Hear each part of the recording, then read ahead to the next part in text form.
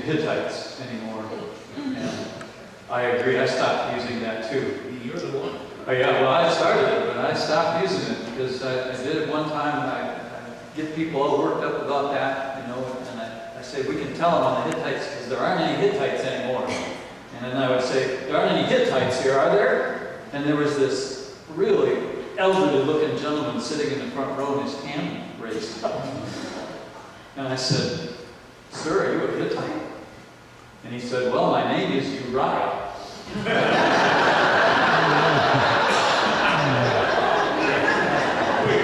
So I haven't used it since then.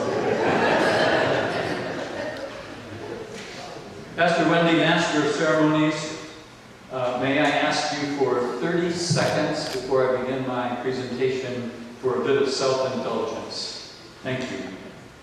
Roxanne and I, and another colleague at Lutheran Family Service, where I serve now part-time, are hosting a trip to the Passion Play in Aargau, Germany, in September of 2020. It'll be up front of that, we'll be in Austria for a few days, and then go to Germany, and then we'll end up in Venice, Italy, and fly out of there. So details of that trip are on the brochure on the LFL display. Please pick one of those up if you're at all interested.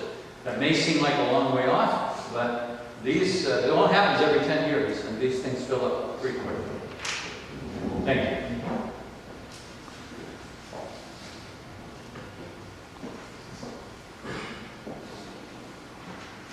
Let's see, I don't need that.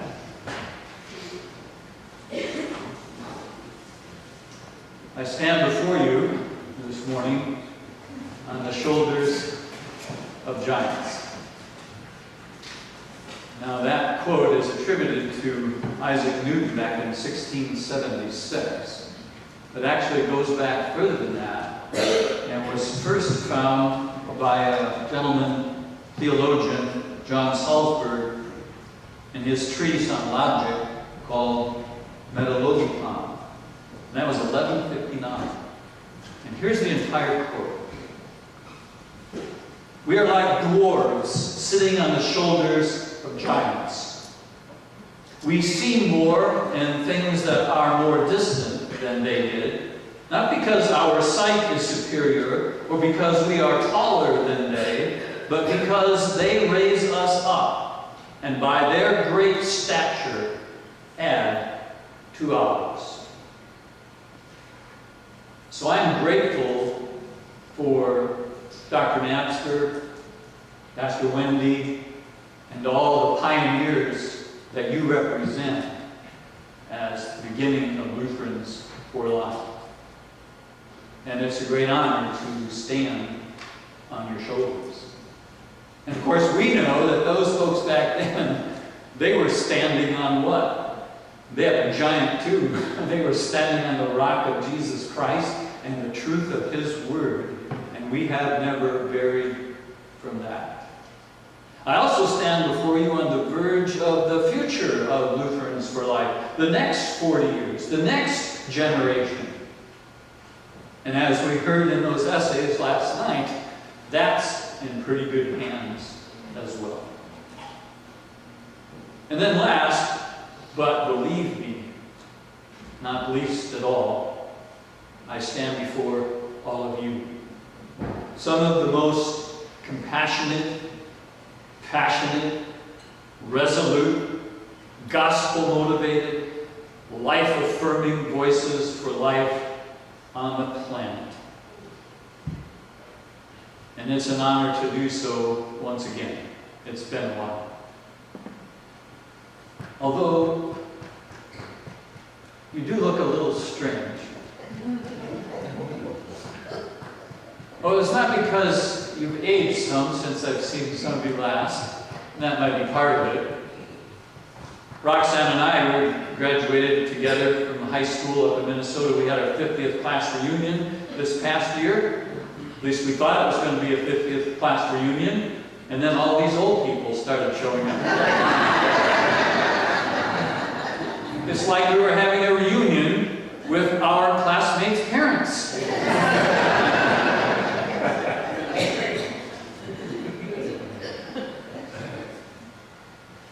Well, you're not strange because you're getting older.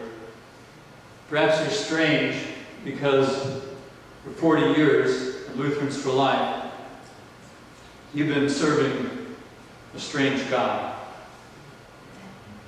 We see that in our theme verse. This God who carries. That's not how it was back then. You carried your gods around on platforms and raised them up. We'll get back to that in a minute. But let's spend some time just asking how strange this God of ours is. Here's a strange verse. You know this verse from Philippians 2. If you can see this, please read it with me. Have this mind among yourselves, which is yours in Christ Jesus, who though he was in the form of God, did not count equality with God a thing to be grasped, but emptied himself, taking the form of a servant, being born in the likeness of God. A God who did not regard equality with God something to be grasped. How strange. A God who emptied himself. How strange. A God who became a servant. How strange. A God who was born. How strange. But it's even stranger. Quiz now. When did this part take place? Taking the form of a servant. Where did that take place? In the womb. So we're going to insert a little here. And you're going to see a slide now that you will only ever see at a PowerPoint presentation at a Lutherans for Life conference. And that is a cross-section of the Virgin Mary's womb. Well, not quite. I know this is washed out a bit, some of you can't see this, but we've got to get rid of this silly thing called fertilization, all right? And then we bring in the power of the Holy Spirit that came upon Mary. And now, there's a zygote, a one-celled human being. And that's your God. How strange is that? There's your God as a morula. There's your God as a blastocyst implanting in Mary's uterine lining. There's your God implanted there as an embryo. What a strange God who would begin that way. How strange is he? Here's a quote from Martin Luther. God shows that he is God precisely in the fact that he is mighty in weakness, glorious in lowliness, living in life-giving in death. What religion on the planet would dare speak of their God as being weak, as being lowly, as dying? And we do. And all three of those things, weakness and lowliness and death, come together in one place. Where's that? On the cross. There's your God. How strange. And stranger than that, for our sake he made him to be sin who knew no sin, so that in him we might become the righteousness of God. How strange. The sinless ones become the sinner, so that the sinners can become sinless, righteous in the eyes of God through faith in Jesus Christ. How strange our God. Read that one with me. And the king will answer them, truly I say to you, as you did it to one of the least of these my brothers, you did it to me. Jesus speaking, referring to himself as the least of these. How strange. What does that look like? It doesn't look like that. Looks like that. There's your God. How strange. And for 40 years, For some of you, even more than that. You have served people. People who have disabilities, physical disabilities, mental disabilities. You've served little embryos frozen in fertility clinics. You've served babies in the womb. You've served those struggling at the end of their lives. And you've served those who are hurting and regretting past decisions. And in doing so, you have been serving Jesus.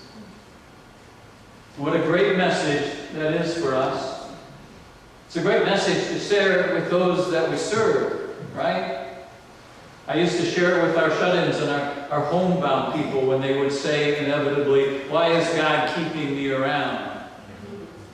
Here's what you can say to folks like that. Here's what you can say the next time you visit Aunt Minnie in the nursing home. "Thank you, Aunt Minnie, for being Jesus to me." What a great honor that is. And this is also a good time to be reminded that in order for us to serve, there has to be someone to serve. And someday that role might be turned around, right? We might be the ones who are being served. Another great giant whose shoulders I am proud to stand upon is Maggie Carner, past director of LCMS Life Ministries, who died of cancer, brain tumor. And one of the many, many things that she said is that she wanted her daughters to learn servanthood by serving her. In contrast to Brittany Maynard and so many others who avail themselves to doctor-prescribed poison and kill themselves, who don't want anyone to see them in that condition, Maggie saw it as an opportunity to learn servanthood. I have a dear friend and colleague in ministry who died this past Wednesday after battling cancer. Started in his throat, then to his brain, and then in his spine. And he was losing his feeling from the feet up. And gradually, the Lord called him home. About 2 weeks ago, I was visiting with him, and his daughter was there. And I just rejoiced when she said this. She said, "Dad is now comfortable with being served."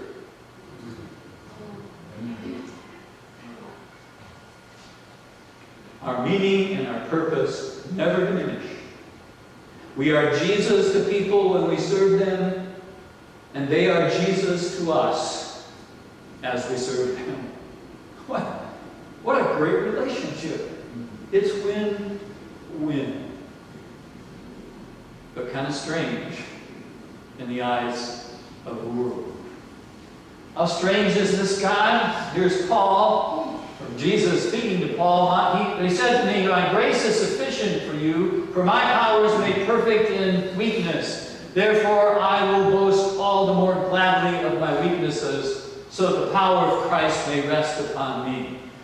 So you see, these folks that we had on the screen earlier, these folks who are vulnerable, these folks who are weak, they not only provide us opportunity to serve Christ, but in them and through them, the power of Christ is seen. Remember Mickey? Who remembers Mickey? Mickey was the star of our second For Life video. Started out with Albert Pujols hitting a home run because Mickey knew him.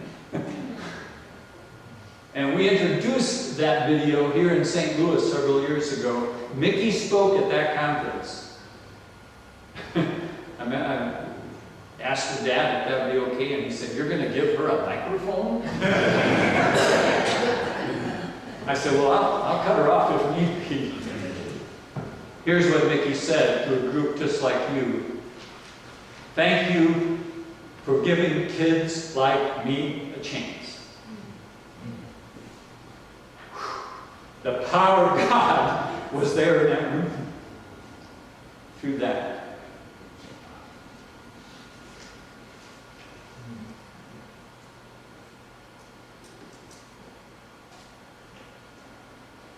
Some of you know the story of our grandson, Owen James Lamb, who died during fetal surgery at 21 weeks.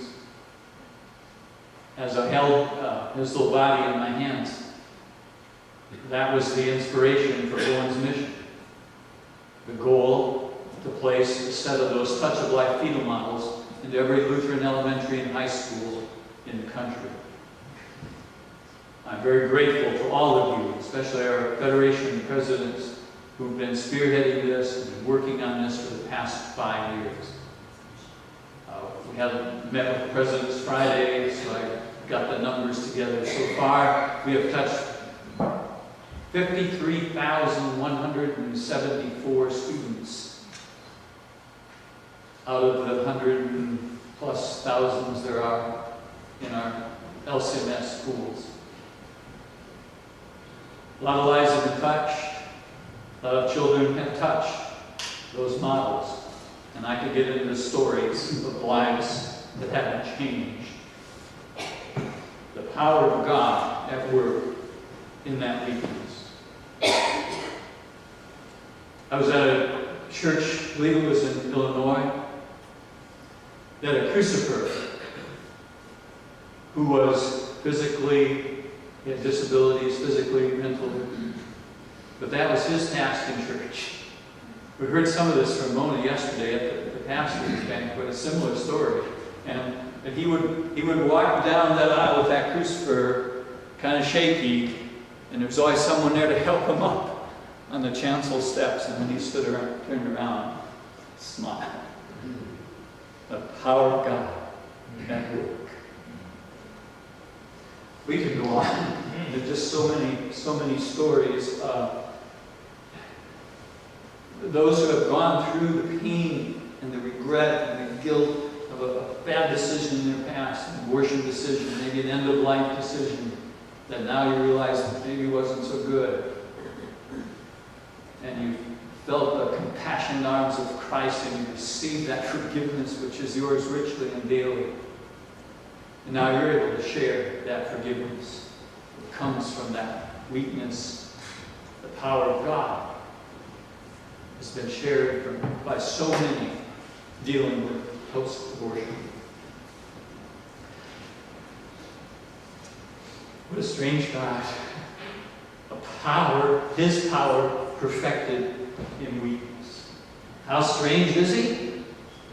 Well, he said, as long as I'm in the world, I'm the light of the world. Well, that's not so strange. But then he said, you are the light of the world.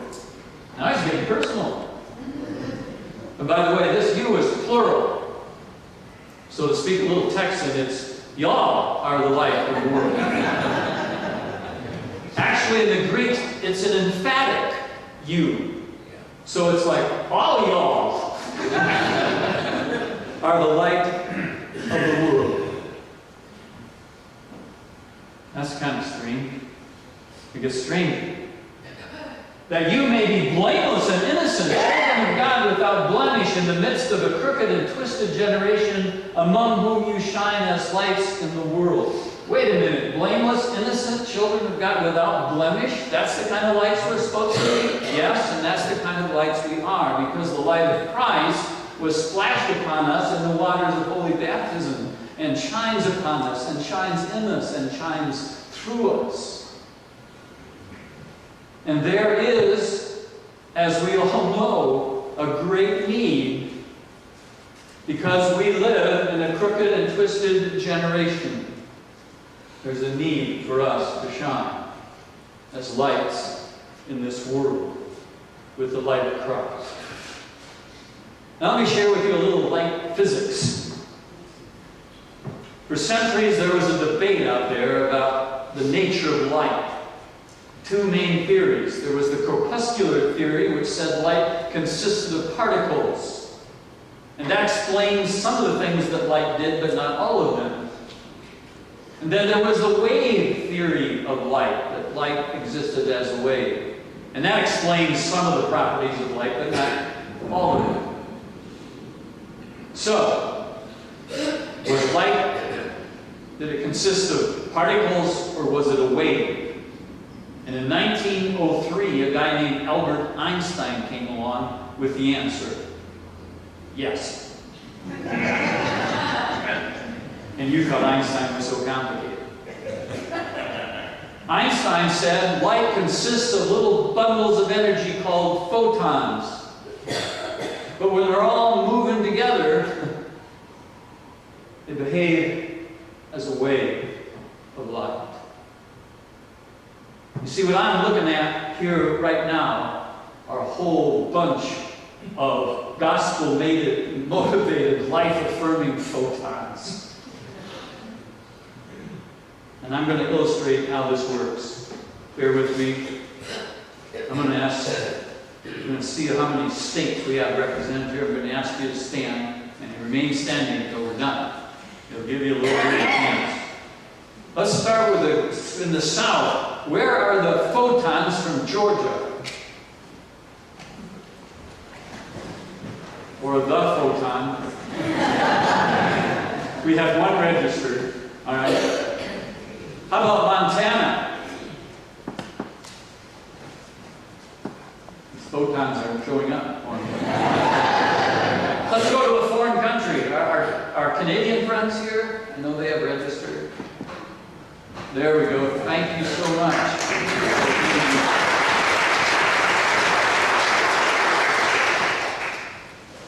There's a life-affirming photon. Let's go to another foreign country, California.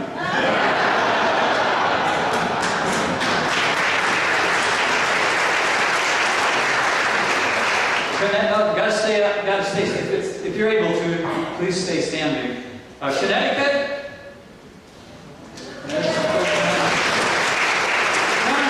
Tennessee. Oh, there are photons way in the back. Yeah. The Feskin photons are back there. Washington State. They're in the back there too.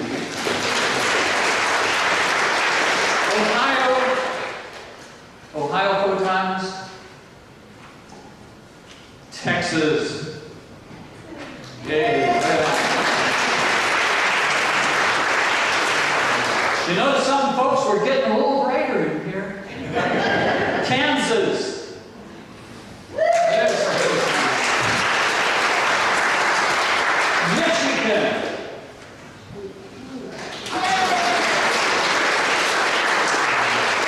South Dakota.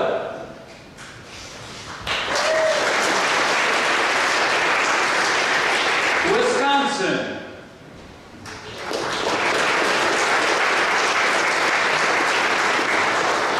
Are any of you wearing green? Good, I'd have to ask you to leave. Iowa.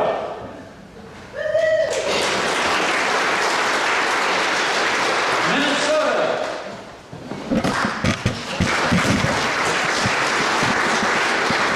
And purple is acceptable. Indiana. Nebraska.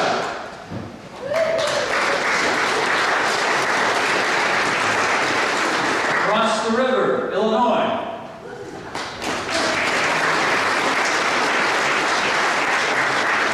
And is there anyone here from Missouri? And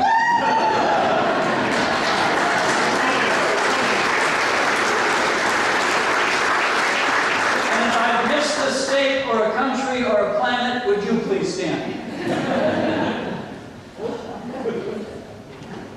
All right, folks, there you are. A bunch of life-affirming photons. May not feel so good to stand up alone, but you're not alone. And together, you make a wave of light.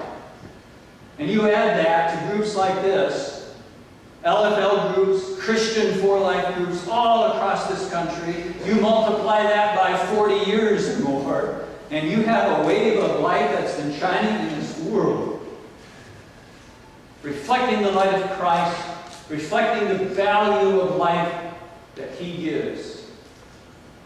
And it shines through you. So look around you, folks. There's your God. How strange. You may be seated.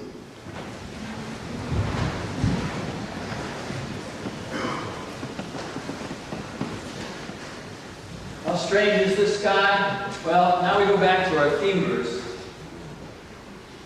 And the reason this is so strange is because it's contrasted with the gods of the time. So we go back, I don't think anybody's gotten to this verse yet in this chapter. We go back to the first verse. Bel bows down, Nebo stoops low. These are Babylonian gods, not fish. Do you have grandchildren? Their idols are on beasts and livestock. These things you carry are borne as burdens on weary beasts. They stoop, they bow down together. They cannot say the burden, but themselves go into captivity. You hear what this is saying? These idols, these mute, deaf idols of stone and wood, not only could they not rescue the people that came to them, but they eventually became burdens on those who came to them. They were carried off into captivity. A little hard to see here, but you can see the big sway back in this beast of burden here.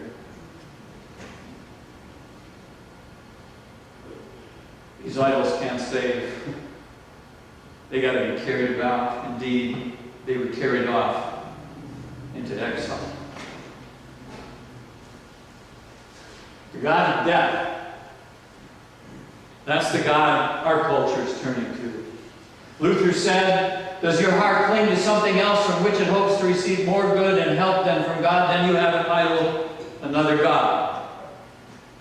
And we have a culture that is turning to death as its Savior. Do we not? To rescue from our problems. You know this. Crisis pregnancy, where does our culture point them for rescue?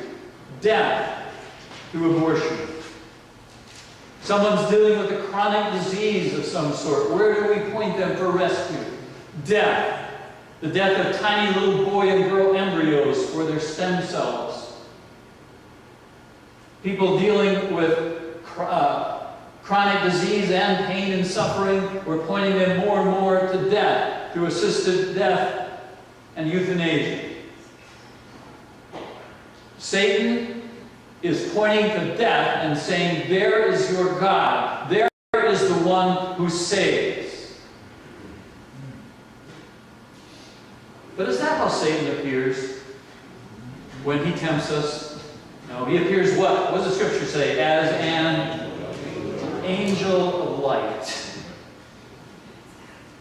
He loves to make those things that are good look bad, and he loves to make those things that are bad look good, and he is a master of it.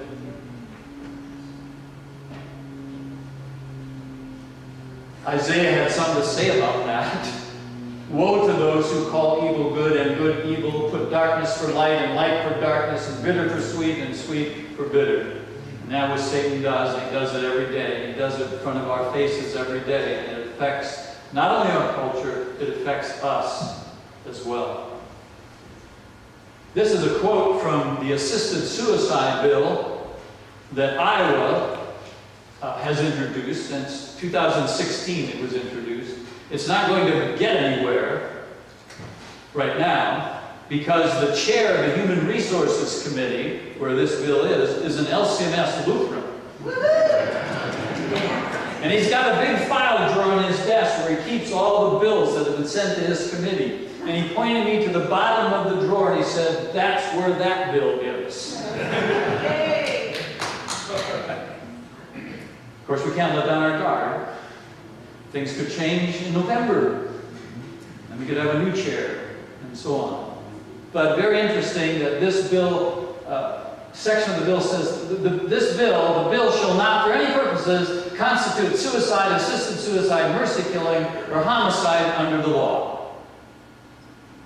This bill to legalize suicide is not suicide.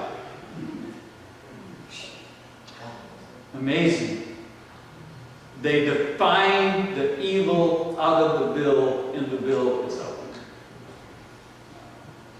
And what is the name of the bill? You probably can't see that. Is it the Assisted Suicide Bill of 2016? No. It is the Iowa Death with Dignity Act. And so we see these good-sounding phrases masking evil all over our culture. And you know, abortion is a right, a choice. And taking poison to kill yourself is death with dignity. But we have,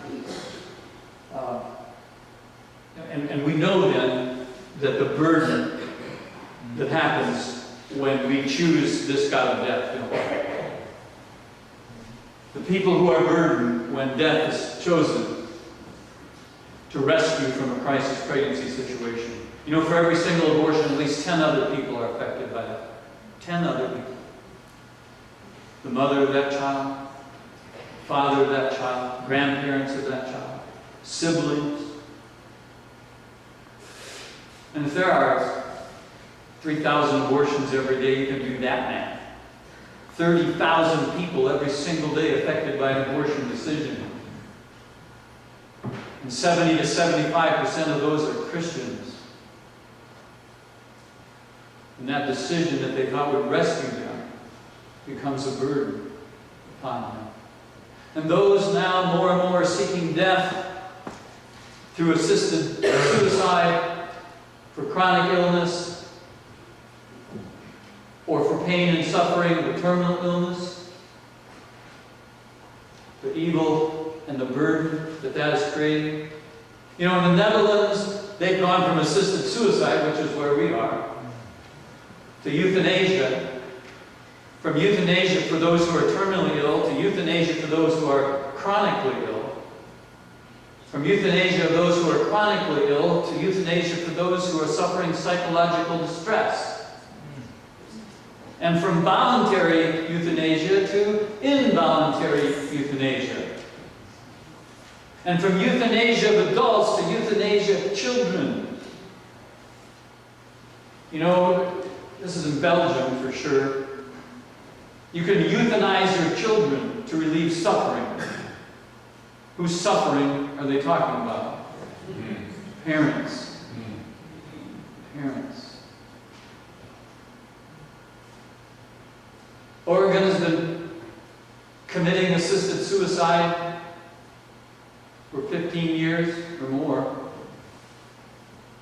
The general suicide rate in Oregon is 43% more than it is in the general population of the country. It's incredible to see articles about the blessings, the compassion of assisted suicide in a newspaper where they're also touting Suicide Prevention Week.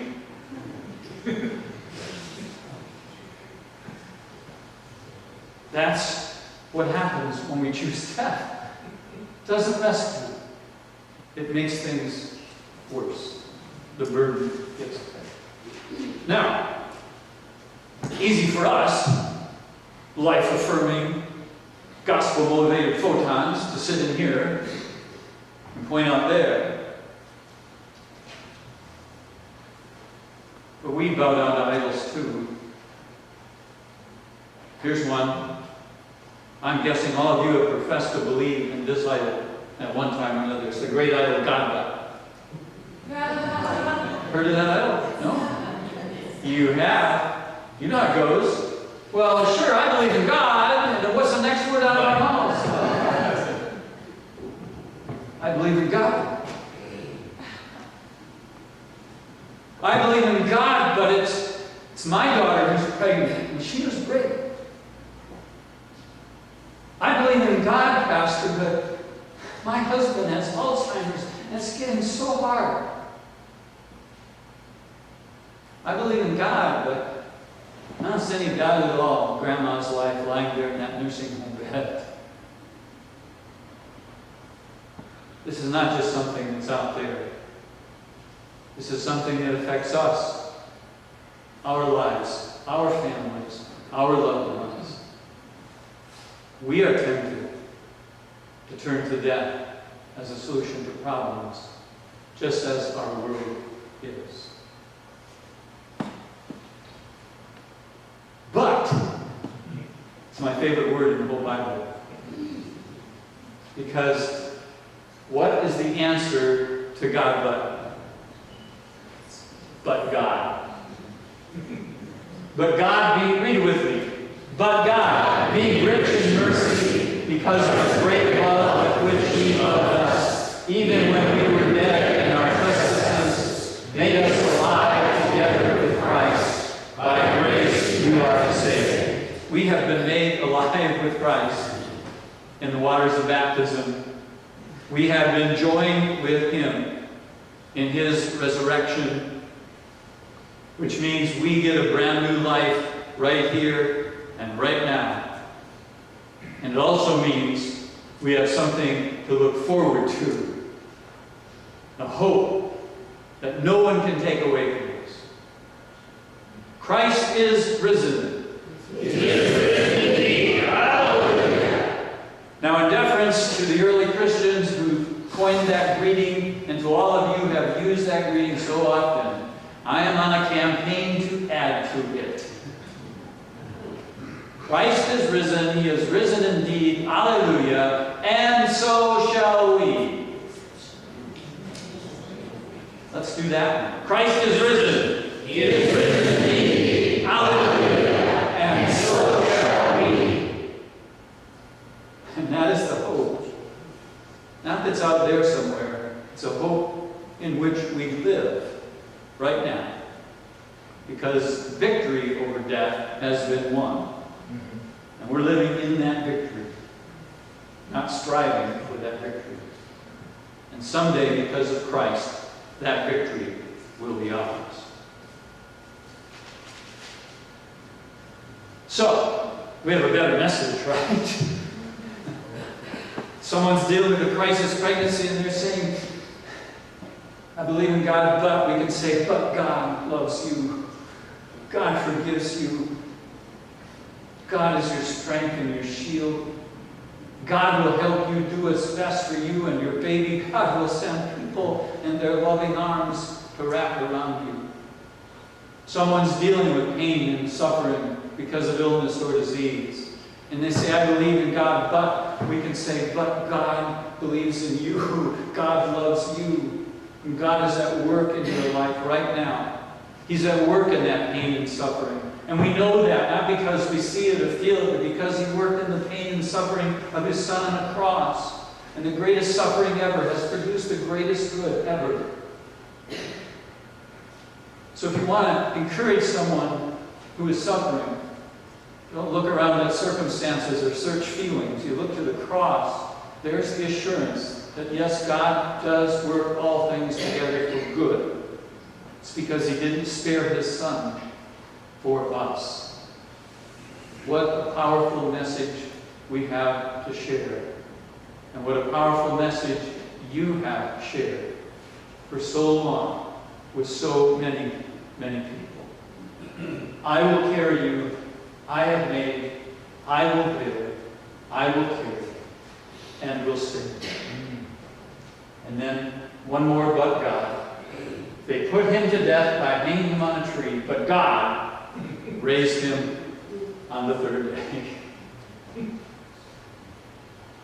I'm moved, and I have 2 minutes left, to say it again. Christ is risen. He is risen indeed. Hallelujah. And so shall we. From age to age, this God of ours is the same.